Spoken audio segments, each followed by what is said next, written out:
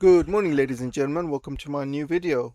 So this is part one of the video you're watching, and we're going to talk about Iran, the funeral. We're going to talk about President Trump and how he destroyed the crypto market. We're going to talk about India and Apple, and we're also going to be talking about Ukraine. And there's also a story about Turkey, Pakistan, Egypt, Saudi Arabia, Iran forming a partnership. And things are changing in the Middle East, guys. So we're going to have a really good discussion about it in this video. But before I start, this is part one of the video. Make sure you go to part two of my video. We're going to talk about um, Chinese agriculture. A lot of research has gone into it. Make sure you check it out. I talk about all these mountains are being destroyed in China to make way for fresh farmlands. And I'm also to be talking about how China is improving its water capacity, building new, north to south diversions, new dams, new canals. All of that information will be talked about in this video. So make sure you check it out. And without further ado, let's start the show. So the images you see here are people still in Iran mourning the death of their great leader, the Grand Ayatollah Khamenei. And Trump said something really funny today, I believe. He said he can't believe so many people turned up. Apparently he thought that people hated him. That's what Trump has said, basically. He said that he couldn't believe so many people love him. He thought everyone hated him. It just goes to show how naive and, the lack of understanding Trump has of the Iranian culture and the people and the religion. He's been completely blindsided and brainwashed by all of his Zionist puppets that he has around him. So all these Zionists that he has around him, always telling, on his ear, telling him stuff in his ear. When he goes golf with his Zionist buddies, they talk to him and tell him, right, all Iran wants is a bomb, just bomb them and all the people will rise up. They all hate the Grand Ayatollah.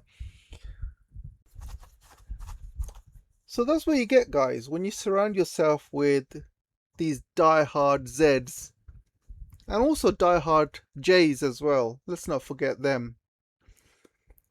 And he has been lied to from the moment he walked in. But in the day, Trump has also has to take responsibility for his actions. End of the day, he's the president of the United States. He cannot allow himself to be brainwashed and fooled into having wars with whichever country that they want America to have a war with. Trump himself, when he went through all his campaign promises, he said no more wars. That's what he said, no more wars in the Middle East.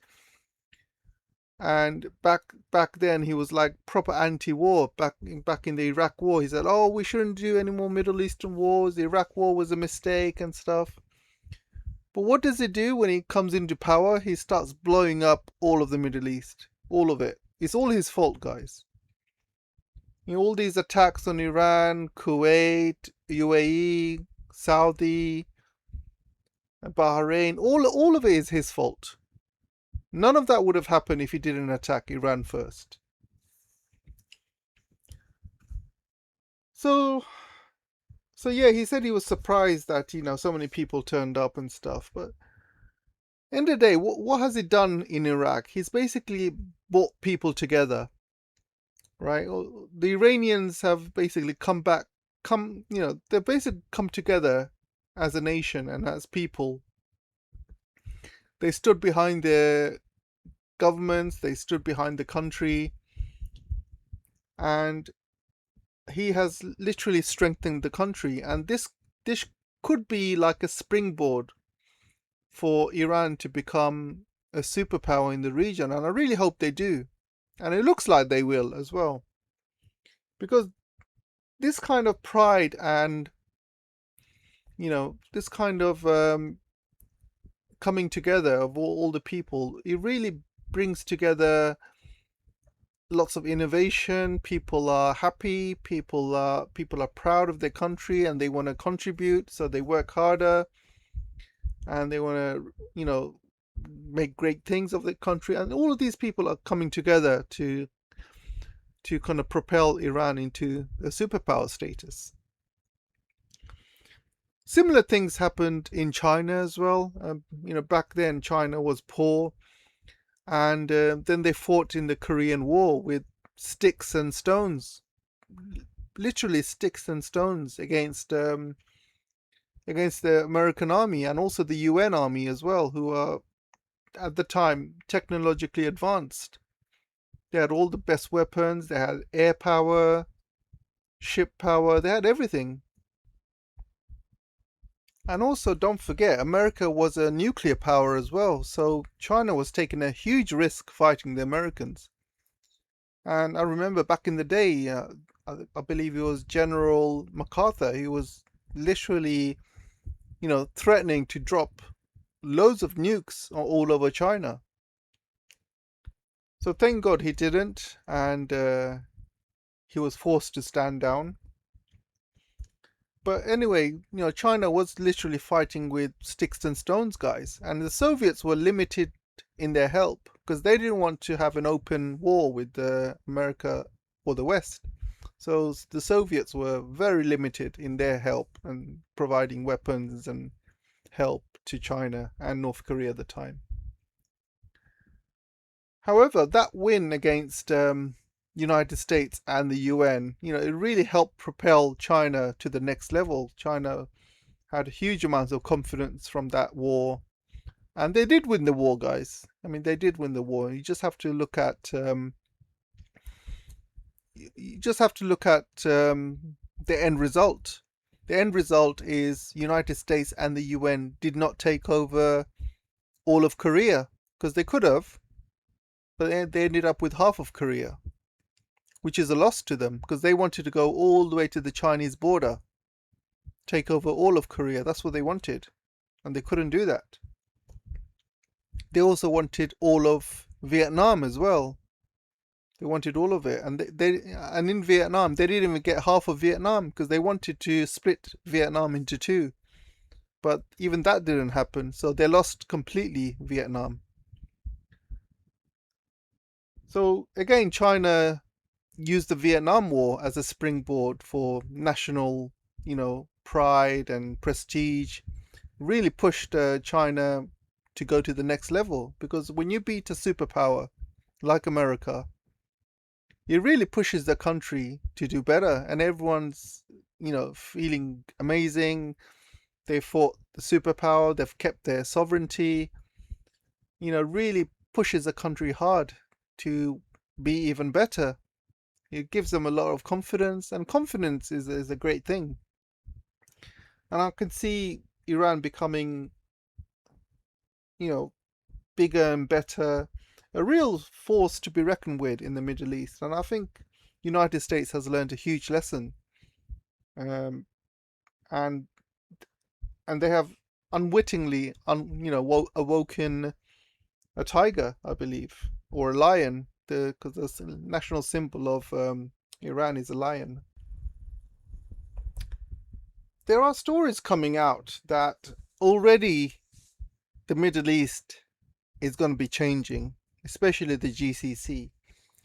People have seen the lack of action and the lack of protection that the United States brings to the GCC. These countries, these puppet countries, are basically used as meat to protect Israel. So during the height of the war with Iran, they have taken all the anti-aircraft missiles and guns, Patriots, and they moved them all towards Israel to protect Israel, while they left the GCC countries should be hung and dry. The GCC countries have been paying hundreds of billions to United States for protection over the years. And they thought just having US bases in their country will guarantee protection. Nobody will ever attack them or dare to attack them. That's what they thought. They thought wrong.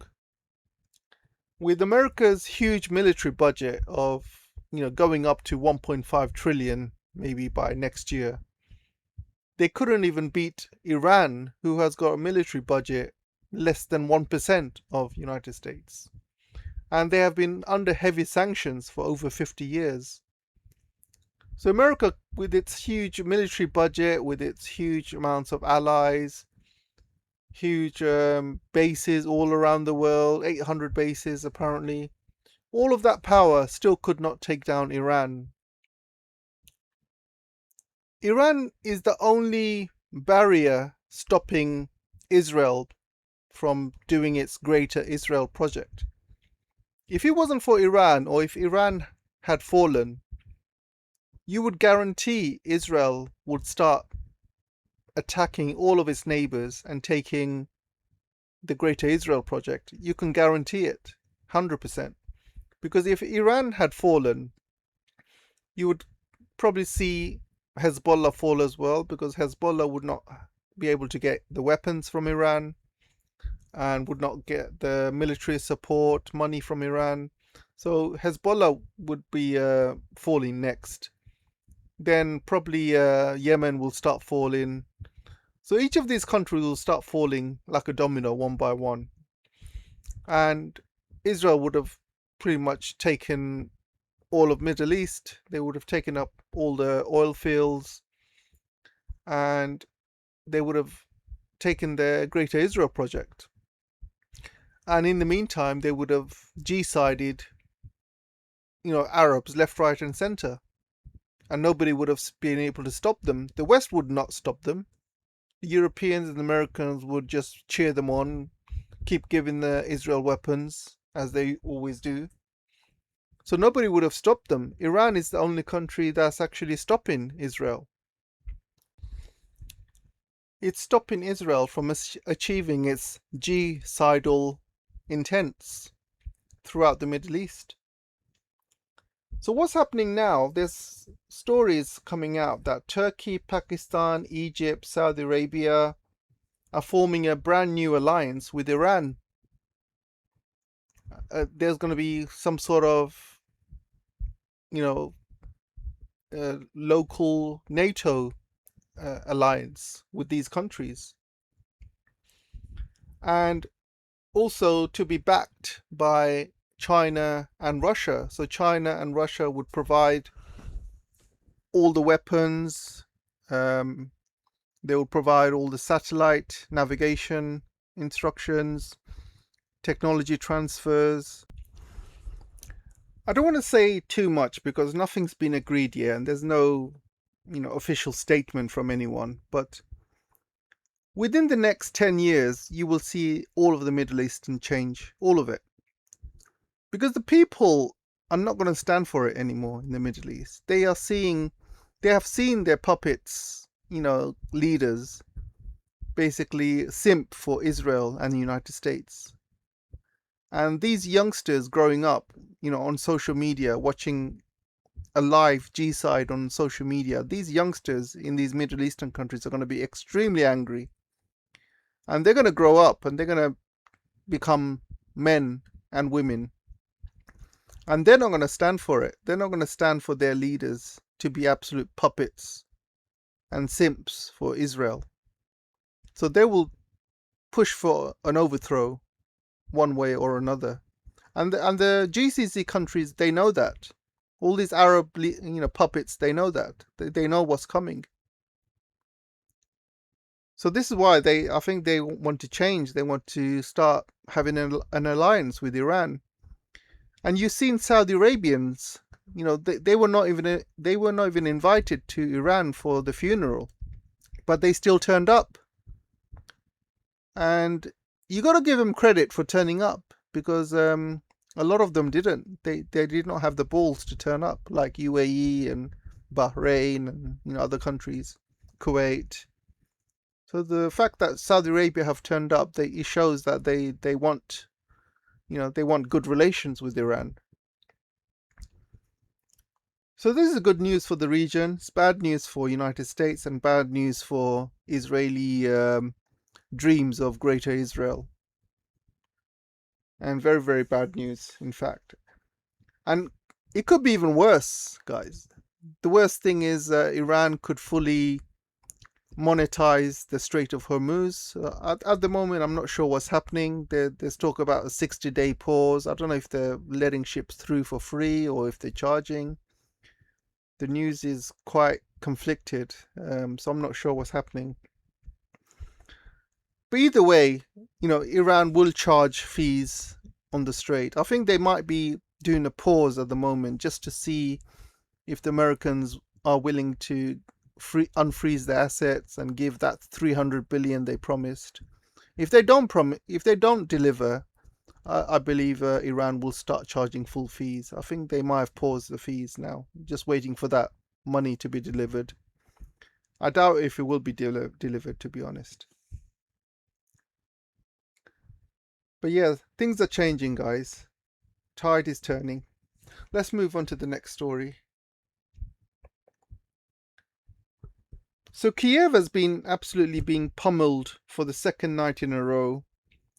And they've got no, anti-aircrafts left. I mean, Patriots and anti-aircraft guns, nothing's left now. So Russia has got free reign. They can attack whatever they want in Ukraine. All the anti-aircraft missiles, everything's been taken to Israel because of Iran, and they've literally got nothing left because these missiles take a long time to produce. We're talking years here.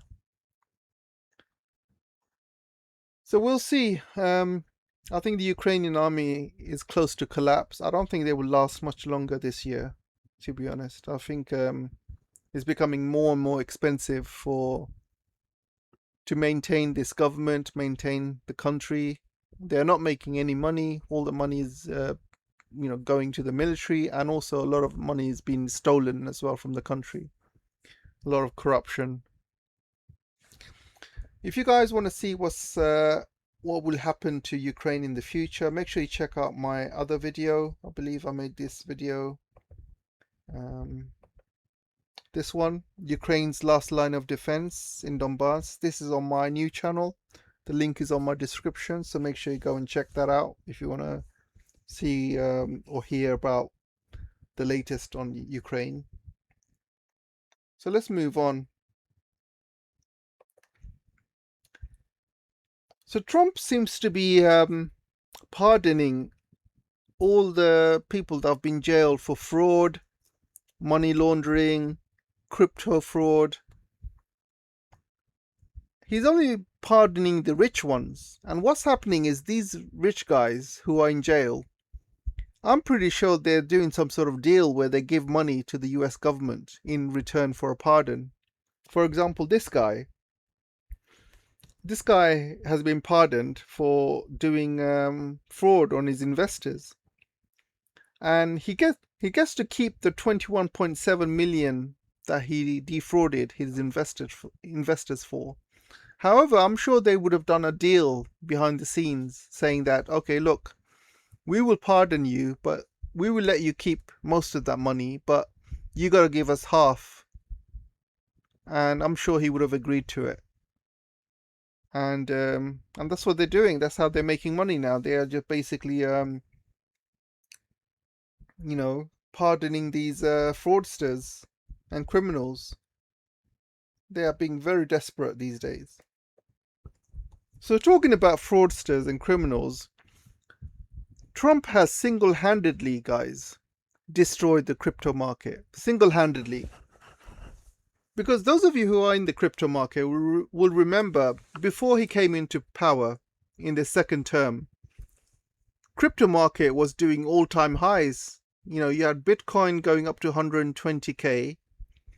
All the other coins were doing magnificent, like Doge, and meme coins were sky high. People were making a lot of money. Then Trump comes into power and he started doing his own meme coins, his own Trump coins. He did one for Melania. He did one for his company that I can't remember what he's called now. This Liberty Finance, World Liberty Finance. And he started all these meme coins. And what did he do? He rugged everyone. And it says here that he rugged basically oh here $3.81 billion of money got rugged. So 3.81 billion of money were put into his Trump coins, and nearly 1 million wallets that bought the Trump meme coin are now sitting at a loss of 3.81 billion. This is the biggest fraud in history, guys. But nobody says anything because he's the president. He has made more money in crypto than Coinbase and other, these big companies who are, crypto experts. Bigger money than Coinbase, guys. Can you imagine what that means? So it seems like Trump came into power at the right time to basically rug everyone. And once he rugged everyone with his, Trump meme coins, once he stole all that money, then the whole crypto market just crashed. Everything crashed. Doge's crashed, pretty much. Bitcoin's crashed to his to his 2013 lows. Every single meme coin just crashed. Everything's crashed in crypto. We're now in a bear market in crypto because of him, because of Trump. So people might say, oh, hang on a second, people lost 3.81 billion, but he only made 1.4 billion or something. Well, 1.4 billion, the way crypto works, when somebody buys into a meme coin, half of it goes into liquidity and the other half goes into the coin itself. So when you dump the coin, when you rug it, you only get half the money, basically. That's how it works, guys. So he's made like 1.4, 1.5 billion out of rugging everyone in crypto. So he alone has basically crashed the crypto market. Crazy, guys. Absolutely crazy how he gets away with it. And his MAGA, cult. Nobody complains. Nobody complains that they've lost all their money on the Trump meme coins. In fact, I've seen people on Twitter blaming the Democrats for it. It's like a cult, basically. Cult. If Trump was part of a cult and he asked his MAGA cult members to go KILL themselves, they would do it. They would gladly jump off a building for him. That's how much of a cult, following he has. So the last story, let's talk about India. So the US Deputy Secretary of State, Christopher Landau, has said that India should understand we're not going to make the same mistakes with India that we made with China 20 years ago in terms of saying, oh, we're going to let you develop all these markets. That's what he said. So I've been saying this for a long time. If you look at my old videos, and I've been saying over and over again, the West will never ever allow India to become the next superpower. Never. Because they've lost against China. China is literally now the biggest superpower, guys, in terms of PPP. Right now, China is the factory of the world. They are the biggest trading partner of 90 to 95% of the world. And they provide everything and anything to the world. They sell everything, with quality and quantity and at a cheap price as well compared to the West. So America is now having to deal with that, and they cannot deal with it. and they have lost so many customers and business because of it. China is literally taking over. So there is no way for America to allow India to become another superpower where they lose more market share. Absolutely impossible. But what do the Indians do? They basically, worship the West. They are literally puppets. They're allowing America to dictate India's foreign policy. And especially Modi, for example, when India had a border clash with China, Modi was standing tough and saying, oh, we will not allow this to happen to our country. And then he blocked all of the Chinese apps. They banned all Chinese businesses to open up business in India. They basically were doing all these anti-China rhetorics everywhere. The media was anti-China. He was blowing up all sorts of hot steam and air.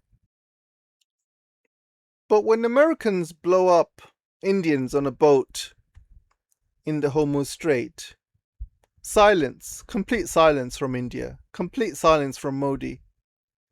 Nothing. And then United States tells India where to buy oil from. They have to get permission to get oil from Russia, for example. And there's other things like the tariffs.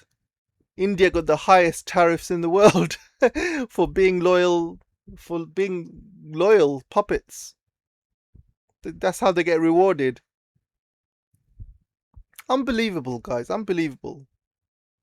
And yet India blindly follows the West like, good little chihuahuas. Why though? Why? If they stuck with the global south, stuck with, China and Russia, and built a really good, robust system with their own currency, with their own BRICS currency, for example, built their own robust system, stop trading with American goods, start trading with each other, they would have easily have become the second largest superpower, mainly on, population itself. But no, they're allowing America to control India, like the British did, in their 200-year colonization. Except there's no boots on the ground by America. They are just colonizing America financially and other ways as well. So India's going the wrong direction, guys, and I don't see anything improving in India unless they change their leadership and they completely change their foreign policy to be not be reliant on the West. That's the only way they will survive and the only way they will get ahead in life. Because being friend with the United States and the West is not going to get India anywhere at all. I mean, look what they say in front of India's face. They will never allow India to be a superpower. If they're never going to allow India to be a superpower, then let India forge its own course, forge its own path, become friends with China, become friends with the global south, and lead the global south like they supposed to. Start, trading with their partners, neighbors. Start making friendly relationships with their neighbors, partners. Stop supporting G-sides. Stop supporting Israel. Just basic things like that. And talking of India, there seems to be a lot more problems happening with India and Apple. So we know that Apple's trade secrets got leaked in India, but there's more as well. They are also slapping Apple with regulations, and they are, Apple has not had any experience dealing with India. A lot of Western countries have gone to India and they have burnt, and they had to leave. A lot of American companies have done that. A lot of Chinese companies have done that. They have got absolutely burnt by the regulations, by the red tape, these ridiculous tax demands. So Apple is now getting all of that from India. And I don't think Apple knows what's hit them. First, they get all these hacking done on their trade secrets. Everything's out on the dark web. Now India's slapping them with all these regulation taxes and rules and all sorts. And Apple doesn't know what to do. I think they've realized they made a huge mistake by moving to India. Obviously, they've not moved totally to India, but still a large part of the manufacturing is done in India. So I think Apple's done a major mistake. You know, Apple's been trading and manufacturing in China for over 20 years. They've never had a leak. They've never had any problems with regulation and, you know, tax and anything like that. So it's all Apple's fault, to be honest, guys. All Apple's fault. They wanted to de-risk from China, and look where it's got them.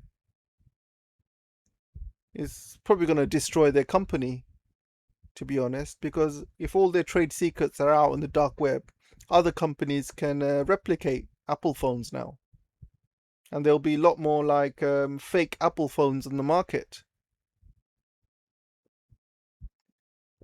And Apple even increased its price as well for its latest phones, and they're blaming South Korea for it. Micron and SK Hynix, Samsung, they're blaming these companies for raising the memory chips price.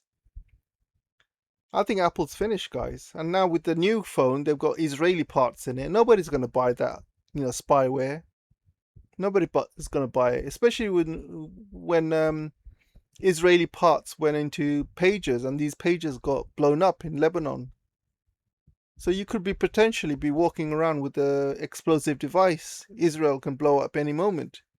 Imagine you sending out a tweet using your phone saying F Israel or something on Twitter, and Israeli spies can basically narrow it down to your phone and then just blow up the phone. Imagine that. Sounds ridiculous, right? But it could happen, because it has happened in Lebanon. Anyway, guys, I'll let you guys go in the comment section and make sure you like and share, support. This is part 1 of the video. Part 2 I've already posted on my new channel. We talk about Chinese agriculture, and it's a very interesting topic, and lots of research has gone into it as well. I use Google Maps to show how China's destroying thousands of mountains and turning them into farmlands and stuff like that. So it's a very interesting video. Check it out, and I'll see you guys shortly. Take care. Bye bye.